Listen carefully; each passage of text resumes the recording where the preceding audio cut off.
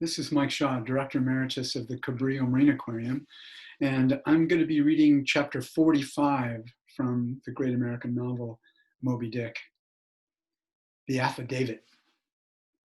So far as what there may be of a narrative in this book, and indeed as indirectly touching one or two very interesting and curious particulars in the habits of sperm whales, the foregoing chapter in its earlier part is as important a one as will be found in this volume. But the leading matter of it requires to be still further and more familiarly enlarged upon in order to be adequately understood, and moreover, to take away any incredulity which a profound ignorance of the entire subject may induce in some minds as to the natural verity of the main points of this affair. I care not to perform this part of my task methodically, but shall be content to produce the desired impression by separate citations of items, practically or reliably known to me as a whaleman. And from these citations, I take it, the conclusion aimed at will naturally follow of itself. First, I have personally known 3 instances where a whale, receiving a harpoon, has effected a complete escape, and after an interval, in one instance of 3 years, has been again struck by the same hand and slain. When the 2 irons, both marked by the same private cipher, have been taken from the body. In the instance where 3 years intervened between the flinging of the 2 harpoons, and I think it may have been something more than that, the man who darted them happening in the interval to go in a trading ship on a voyage to Africa, went ashore there, joined a discovery party, and penetrated far into the interior, where he traveled for a period of nearly 2 years, often endangered by serpents, savages, tigers, poisonous miasmas, with all the other common perils incident to wandering in the heart of unknown region. Meanwhile, the whale he had struck must also have been on its travels. No doubt it thrice circumnavigated the globe, brushing with its flanks all the coasts of Africa, but to no purpose. This man and this whale again came together, and the one vanquished the other. I say, I myself have known 3 instances similar to this. That is, in 2 of them, I saw the whale struck, and upon the second attack, saw the 2 irons with respective marks cut in them, afterwards taken from the dead fish.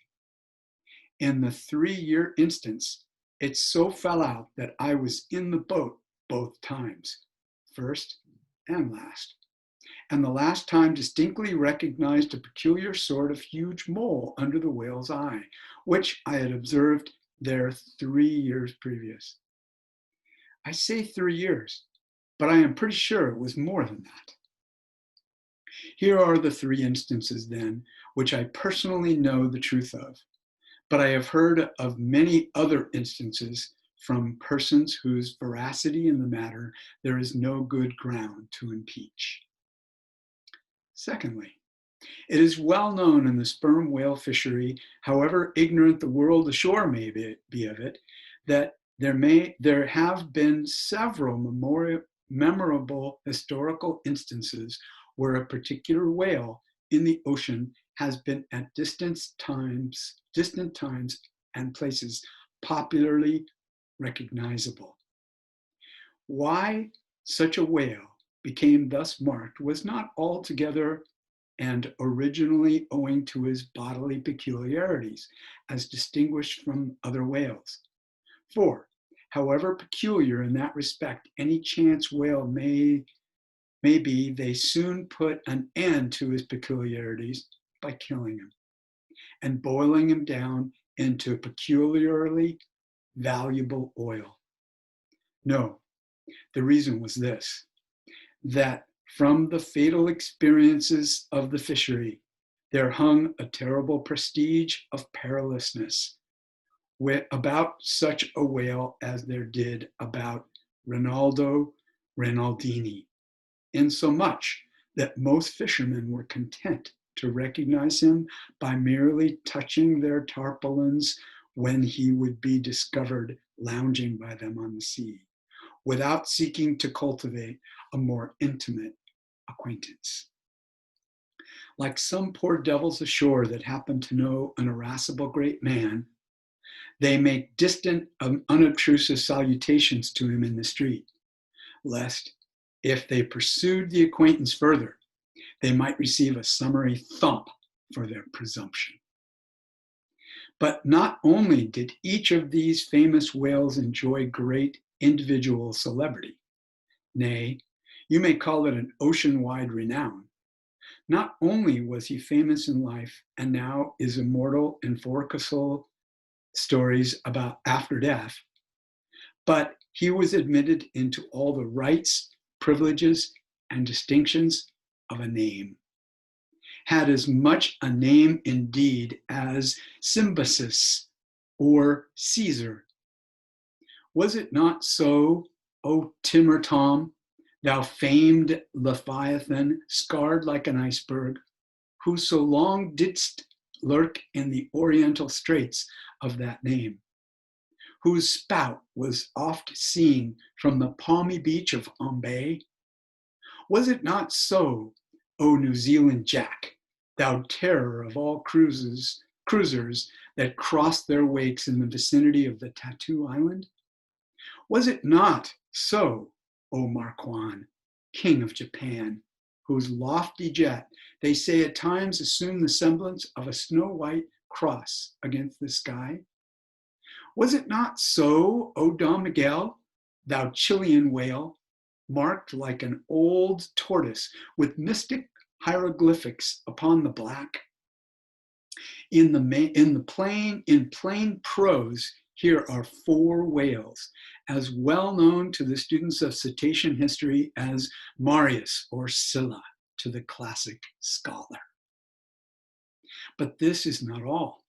New Zealand Tom and Don Miguel, after at various times creating great havoc among the boats of different vessels, were finally gone in quest of, systematically hunted out, chased, and killed by valiant whaling captains, who heaved up their anchors with that express object as much in view as in setting out through the Narragansett woods. Captain Butler of old had it in his mind to capture that notorious murderous savage Anawan, the headmost warrior of the Indian King Philip. I do not know where I can find a better place than just here to make mention of 1 or 2 other things, which to me seem important, as in printed form establishing in all respects the reasonableness of the whole story of the white whale, more especially the catastrophe. I do not know where I can find a better place than just here to make mention of 1 or 2 other things, which to me seem important, as in printed form, establishing in all respects the reasonableness of the whole story of the white whale. So ignorant are most landsmen of some of the plainest and most palpable wonders of the world that without some hints touching the plain facts, historical and otherwise, of the fishery, they might scout at Moby Dick as a monstrous fable, or still worse and more detestable, a hideous and intolerable allegory. First, though most men have some vague flitting ideas of the general perils of the grand fishery, yet they have nothing like a fixed, vivid conception of those perils and the frequency with which they recur. One reason, perhaps, is that not 1 in 50 of the actual disasters and deaths by casualties in the fishery ever finds a public record at home, however transient and immediately forgotten that record. Do you suppose that that poor fellow there, who this moment perhaps caught by the whale line off the coast of New Guinea, is being carried down to the bottom of the sea by the sounding Leviathan? Do you suppose that that poor fellow's name will appear in the newspaper obituary you will read tomorrow at your breakfast? No, because the mails are very irregular between here and New Guinea. In fact, did you ever hear what might be called regular news, direct or indirect, from New Guinea? Yet I tell you that upon one particular voyage which I made to the Pacific, among many others, we spoke 30 different ships, every one of which had had a death by a whale. Some of them more than one, and 3 that had each lost a boat's crew. For God's sake, be economical with your lamps and candles. Not a gallon you burn, but at least 1 drop of man's blood was spilled for it. Secondly, people ashore have indeed some indefinite idea that a whale is an enormous creature of enormous power. But I have ever found that when narrating to them some specific example of this twofold enormousness, they have significantly complimented me upon my facetiousness when I declare upon my soul I had no more idea of being facetious than Moses when he wrote the history of the plagues of Egypt. But fortunately, the special point I here seek can be established upon testimony entirely independent of my own. That point is this: the sperm whale is in some cases sufficiently powerful, knowing, and judiciously malicious, as with different aforethought to stave in, utterly destroy, and sink a large ship. And what is more, the sperm whale has done it. First, in the year 1820, the ship Essex, Captain Pollard of Nantucket, was cruising in the Pacific. One day, he saw spouts, lowered her boats, and gave chase to a shoal of sperm whales. Ere long, several of the whales were wounded, when suddenly a very large whale, escaping from the boats, issued from the shoal and bore directly down upon the ship. Dashing his forehead against her hull, he so stove her in that in less than 10 minutes she settled down and fell over. Not a surviving plank of her has been seen since. After the severest exposure, part of the crew reached the land in their boats. Being returned home at last, Captain Pollard once more sailed for the Pacific in command of another ship, but the gods shipwrecked him again upon unknown rocks and breakers. For the second time, his ship was utterly lost. And forthwith, forswearing the sea, he has never tempted it since. At this day, Captain Pollard is a resident of Nantucket. I have seen Owen Chase, who was chief mate of the Essex at the time of the tragedy. I have read his plain and faithful narrative.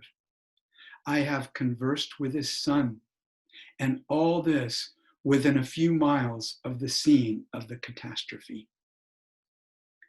Secondly, the ship Union, also of Nantucket, was in the year 1807 totally lost off the Azores by a similar onset. But the authentic particulars of this catastrophe I have never chanced to encounter, though from the whale hunters I have now and then heard casual allusions to it. Thirdly, some 18 or 20 years ago, Commodore J, then commanding an American sloop of war of the first class, happened to be dining with a party of whaling captains on board a Nantucket ship in the harbor of Oahu, Sandwich Islands. Conversation turning upon whales, the Commodore was pleased to be skeptical touching the amazing strength ascribed to them by the professional gentlemen present. He peremptorily denied, for example, that any whale could so smite his stout sloop of war as to cause her to leak as much as a thimbleful. Very good, but there is more coming. Some weeks after, the Commodore set sail in this impregnable craft for Valparaiso. But he was stopped on the way by a portly sperm whale that begged a few moments' confidential business with him. That business consisted in fetching the Commodore's craft such a thwack that with all his pumps going, he made straight for the nearest port to heave down and repair.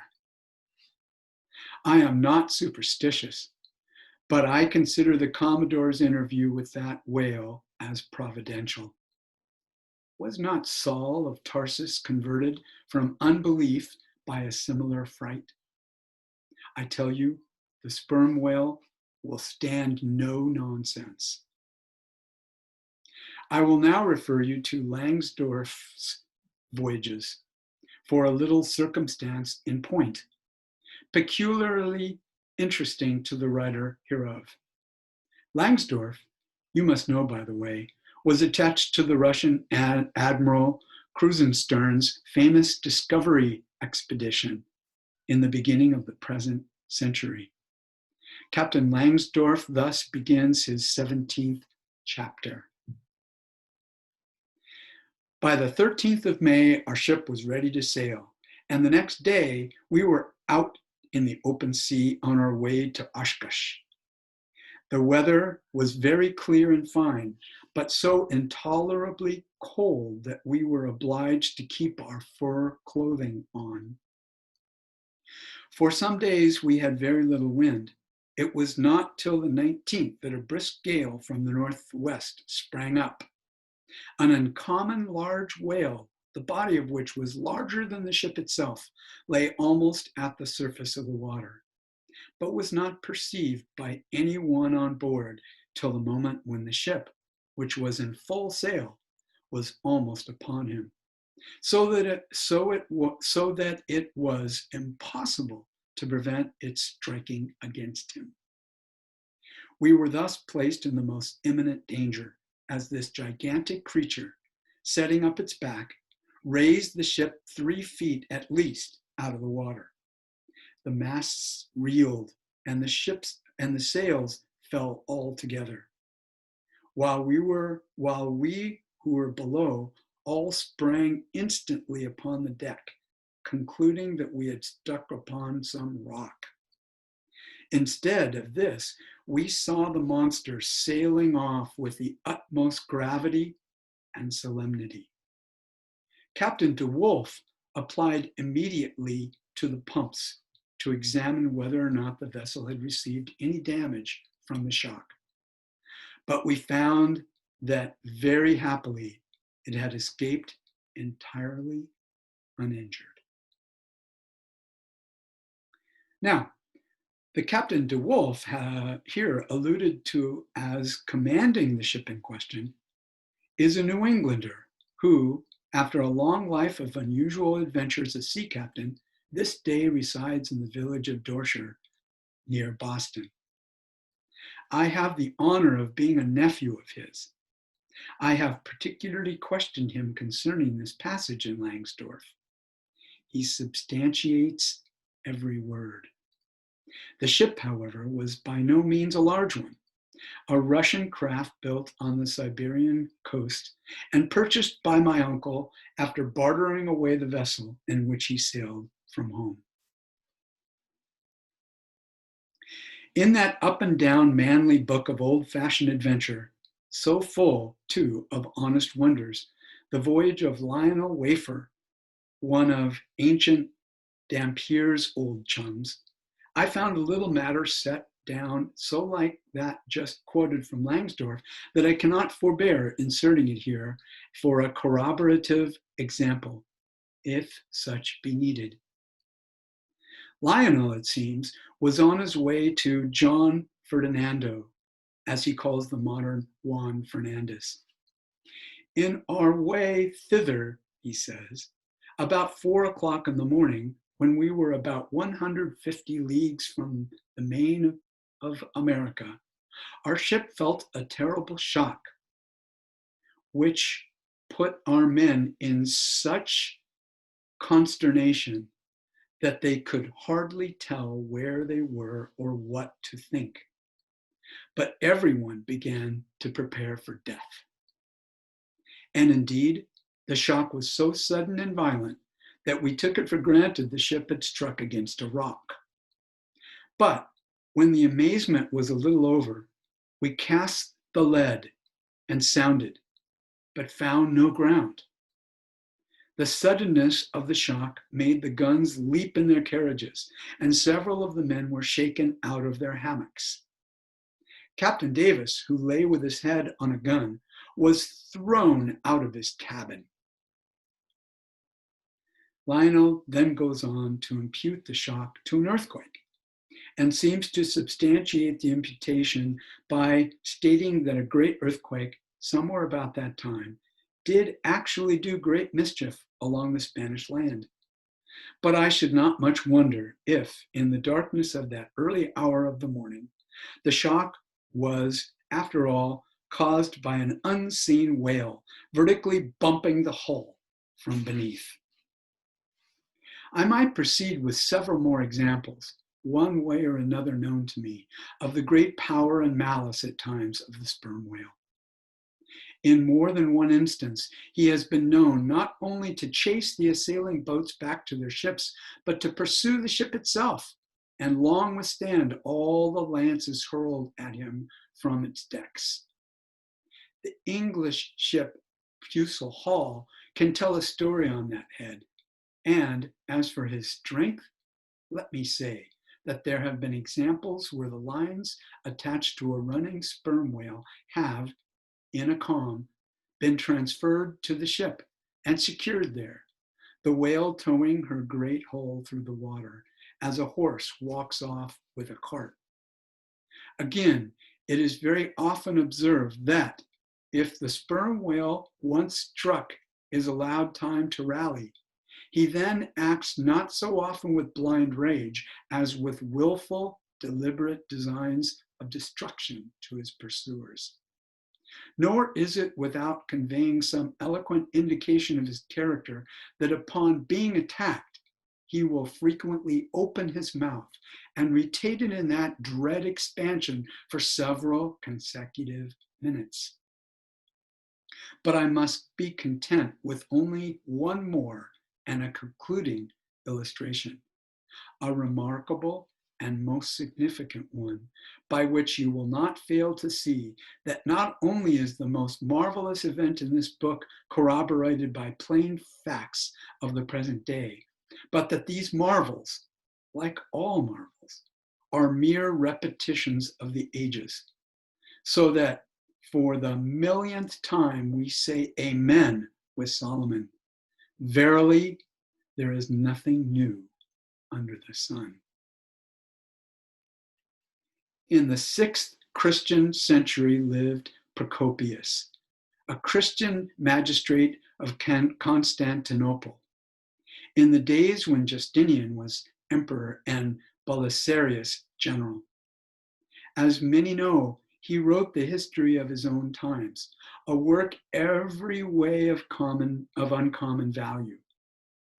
By the best authorities, he has always been considered a most trustworthy and unexaggerating historian, except in some one or two particulars, not at all affecting the matter presently to be mentioned.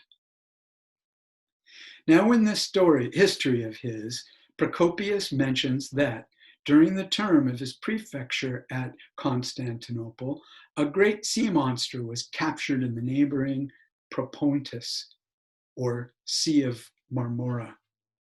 After having destroyed vessels at intervals in those waters for a period of more than 50 years, a fact thus set down in substantial history cannot be easily gainsaid. Nor is there any reason it should be. Of what precise species this sea monster was is not mentioned. But as he destroyed ships as well as for other reasons, he must have been a whale. I am strongly inclined to think a sperm whale. And I will tell you why. For a long time, I fancied that the sperm whale had been always unknown in the Mediterranean and the deep waters connected with it. Even now, I am certain that those seas are not, and perhaps never can be, in the present constitution of things, a place for his habitual gregarious resort. But further investigations have recently proved to me that in modern times there have been isolated instances of the presence of the sperm whale in the Mediterranean. I am told on good authority that on the Barbary coast, a Commodore Davis of the British Navy found the skeleton of a sperm whale. Now, as a vessel of war readily passes through the Dardanelles, hence, a sperm whale could, by the same route, pass out of the Mediterranean and into the Propontis. In the Propontis, as far as I can learn, none of that particular substance called brit is to be found, the aliment of the right whale. But I have every reason to believe that the food of the sperm whale, squid or cuttlefish, lurks at the bottom of that sea, because large creatures, but by no means the largest of that sort, have been found at its surface. If then you properly put these statements together and reason upon them a bit, you will clearly perceive that according to all human reasoning, Procopius's sea monster that for half a century stove the ships of a Roman emperor must in all probability have been a sperm whale. Thank you for listening.